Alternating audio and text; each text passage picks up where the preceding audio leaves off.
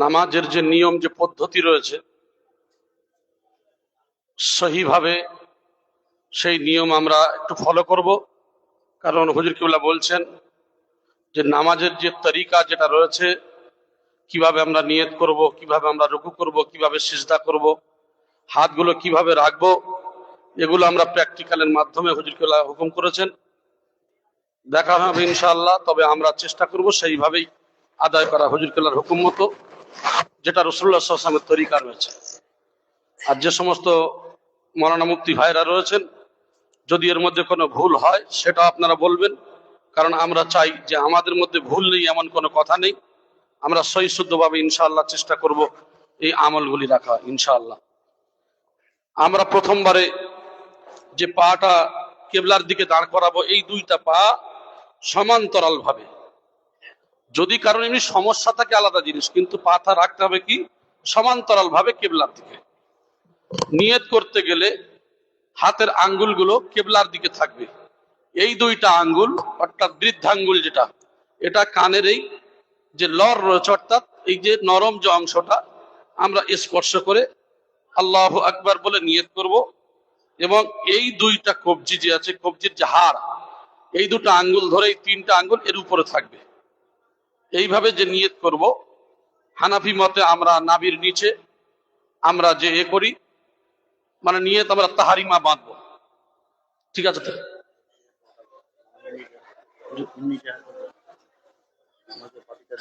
হ্যাঁ, আমরা যে যখন পাটিতে দাঁড়াই, ইন্নী ওয়াজ্জাহাতু ওয়াজহিয়া লিল্লাযী ফাতারাস সামাওয়াতি ওয়াল আরদ হানিফাও ওয়া মা আনা মিনাল মুশরিকিন।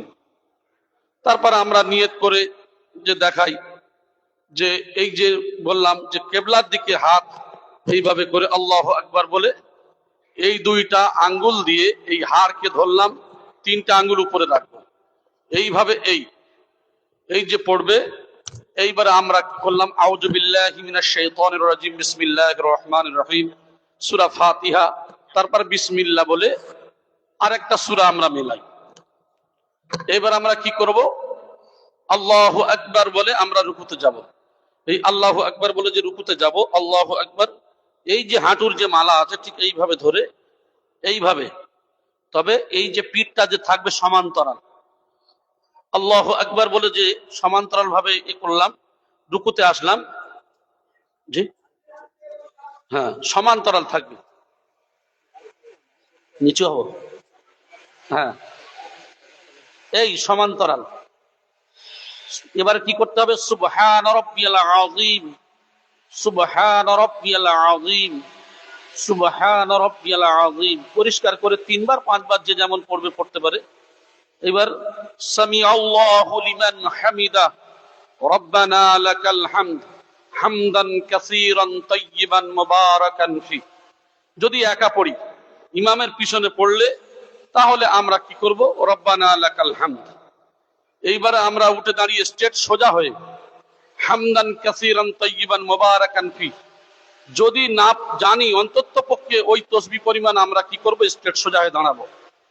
এই রুকুতে ওঠার পরে সঙ্গে সঙ্গে চলে যাওয়া, এগুলি আমরা ফলো করব। এগুলি ইনশাআল্লাহ আমরা শেখার চেষ্টা করব, শেখার কোনো শেষ নেই। কারণ আমাদের নামাজের তরিকাগুলো অবশ্যই শেখা খুব জরুরি। এইবার আমরা সামি আল্লাহু লিমান হামিদা, রব্বানা লাকাল হামদ হামদান কাসীরান তাইয়িবান মুবারাকান ফি, আমরা স্ট্রেট হয়ে দাঁড়ালাম। এইবার আল্লাহু আকবার বলে এই সিজদাতে যাব।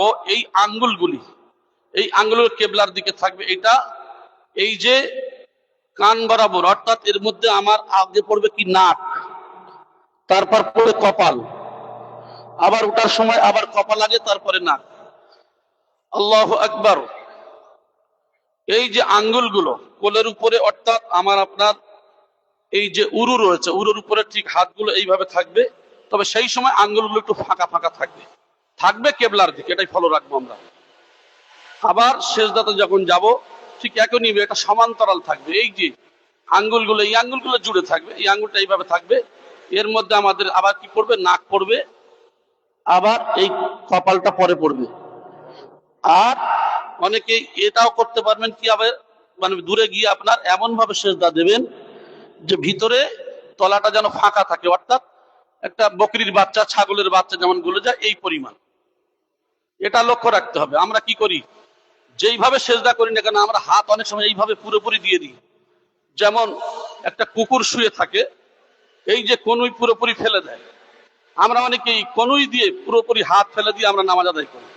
এটা করব না, আমরা রাখবো এই হাতের দুইটা তালু, এই হাতের তালুটা ঠিক এইভাবে রাখতে হবে। এখানে কি হবে, এই যে নাক করবে, তারপরে কপাল। সুবহান রাব্বিয়াল আলা, সুবহান রাব্বিয়াল আলা, সুবহান রাব্বিয়াল আলা, আল্লাহু আকবার। এই যে বসার পরে আমরা কি পড়ব, আল্লাহুম্মা গফিরলি ওয়ারহামনি ওয়াহদিনি ওয়াআফিনি, যে তাসবিহ রয়েছে আমরা পড়ব। আবার এক সিজদার পরে আবার আল্লাহু আকবার বলে আবার সিজদায় যাব। এইভাবে আমরা নামাজের যে পদ্ধতি রয়েছে, আমরা শেষ 4 রাকাত যখন কমপ্লিট করব, হ্যাঁ, 1 রাকাত পড়ার পরে আবার যখন আল্লাহু আকবার বলে আবার উঠবো, ওঠার পরে বিসমিল্লাহির রহমানির রহিম আবার সূরা কিরাত পড়ব। সূরা কিরাত পড়ে আবার যেমন রুকু সেজদা যেভাবে দেখালাম ওইভাবে হবে। তবে শেষ বৈঠক যখন কমপ্লিট হবে, শেষ বৈঠক কমপ্লিট হওয়ার পরে আমরা যেমন আত্তাহিয়াতু দরুদ ওয়া মাসুরা, আপনি যত পারেন দোয়া করতে পারেন পড়ে নিয়ে এবার কি আসসালামু আলাইকুম ওয়া রাহমাতুল্লাহ, এই যখন সালাম ফিরাবেন আমরা কি করি, এই দিকে নাম ফিরে দেখি, অনেকে এই দিকে দেখতে পাচ্ছি না, এইভাবেই দেখি, মানে বিভিন্ন পদ্ধতি আমরা সালাম ফিরে, কিন্তু দেখবো কোন দিকে, আমরা এই কাঁধের দিকে দেখবো। আসসালামু আলাইকুম ওয়া রাহমাতুল্লাহ, আসসালামু আলাইকুম ওয়া রাহমাতুল্লাহ। এই যে কাঁধের দিকে আমাদের লক্ষ্য করতে হবে। আমরা কি করি, আমরা কোথায় কি করছে বা এই সমস্ত দৃষ্টি আমরা এদিক ওদিকে দিই।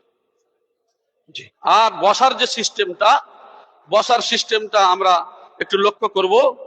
এই যে 3 আঙ্গুল আমাদের মৌলানা সাহেব বা ভাই প্রায় সময় বলে থাকেন, এই যে আঙ্গুলগুলি কারো 3টে 4টে, মিনিমাম 3টে 4টে 5টা যেভাবে হোক, এইভাবে এই পায়ের যে এটা আছে ঠিক এইভাবে, এক কথা এইভাবে এই থাকবে। জি, সেজদার সময় এবং উঠে বসার সময়ও ঠিক এটা থাকবে, কিন্তু সেজদার সময় কি হবে, এই 2টা পা ঠিক এইভাবেই থাকবে, 2টা পা এইভাবেই থাকবে আমাদের, যে কেবলামুখী থাকবে। আর যখন বসবো আমরা এইভাবে এইদিকে চলে যাবে, এই সোজা হয়ে এইভাবে থাকবে। এটা আমরা ফলো করবো। অর্থাৎ আমি দাঁড়িয়ে একবার দেখিয়ে দিই, যখন সিজদায় যাব, সিজদায় যাবার সময় আমরা কি করব, 2টা পা এই কেবলার দিকে থাকবে, বেঁকে এইভাবে ভাঁজ হয়ে কেবলার দিকে আমরা সিজদা করব। সিজদা থেকে যখন উঠবো আবার কি হবে, আস্তে আস্তে করে এইভাবে চলে আসে। আবার কি হলো, আবার যখন সিজদাতে যাবো আবার ঠিক এইভাবে থাকবে, অর্থাৎ আঙ্গুল কেবলার দিকে থাকবে। পায়ের কোনো সমস্যা, কোনো রোগ বিষয় আলাদা, কিন্তু ইচ্ছাকৃত এগুলো করবেন না। নামাজের একটা যে তরিকা রয়েছে, যে নিয়ম পদ্ধতি রয়েছে, ইনশাআল্লাহ আমরা সেগুলিকে আমল করব মুর্শিদের হুকুম মতো। এবং আমাদের মুর্শিদ যে কথা বলছেন মনে করবেন যে এটা রাসূলুল্লাহ সাল্লাল্লাহু আলাইহি ওয়াসাল্লামের তরিকা এবং এটা আল্লাহর হুকুম আছে, ইনশাআল্লাহ আমরা সেটা আমল করব। তাহলে এইবারে যখন বসবো, আবার এইভাবে যখন বসলাম, এবার আত্তাহিয়াতু লিল্লাহি, তারপর দরুদ দোয়া মাসুরা পড়ে ওই যে সালাম ফিরানোর যে পদ্ধতি বললাম, ইনশাআল্লাহ আবার আমরা সালাম ফিরাবো, কাঁধের দিকে লক্ষ্য করব। হ্যাঁ, দাঁড়ানোর সময় মিনিমাম 4 আঙ্গুল থেকে শুরু করে যার যে বডি হিসাবে সে ফাঁক হতে পারে, কোনো সমস্যা নেই। এই যে বিশেষ করে 4 আঙ্গুল হোক 8 আঙ্গুল হোক, এইভাবে যার যে বডি হিসাবে সে দাঁড়াতে পারে। তবে এমন যে দাঁড়ানো বিক্ষিপ্ত, অনেকেই যা আছে তার থেকে অনেক বেশি দাঁড়িয়ে বা জায়গা ফাঁক করার জন্য এদিকে ওদিকে কি করলো, অনেক ফাঁকাও রেখে দেন। আমরা জামাতের সময় একটা খেয়াল রাখবো, কাঁধে কাঁধ মিলানোর চেষ্টা করবো, বেশি ফাঁকা রাখবো না। এটাই আমাদের সব থেকে বড় সমস্যা, যে আমরা যখন নামাজ পড়ি আমরা কিন্তু দাঁড়ানোর সময় আমরা চেষ্টা করি একটু জায়গাটা ফাঁকা করে রাখার জন্য, কিন্তু রাসূলুল্লাহ সাল্লাল্লাহু আলাইহি ওয়াসাল্লামের তরিকা অনুযায়ী আমরা কি করব, যে কাঁধে কাঁধ মিলিয়ে নেব আর পায়ে পা মিলাবো, অর্থাৎ কাছাকাছি থাকবে। এটা আমরা ফলো করব। আমরা যে আমাদের সুবিধা মতো দাঁড়াবো, একজন ভাইয়ের কষ্ট দেবো, এটা ঠিক নয়। কারণ রাসূল সাল্লাল্লাহু আলাইহি ওয়াসাল্লামের যে তরিকা রয়েছে, আমাদের মুর্শিদ সেই কথাটাই বলতে চাচ্ছেন। ইনশাআল্লাহ আমরা আগামীতে আমাদের রুকু সেজদা তাসবিহ তাহলিল যেগুলি রয়েছে, নামাজের যে নিয়ম পদ্ধতি রয়েছে, ইনশাআল্লাহ আল্লাহ পাক রব্বুল আলামিন যেন আমাদের সঠিক পদ্ধতিতে সঠিকভাবে আদায় করার তৌফিক দান করেন। আমিন সুম্মা আমিন।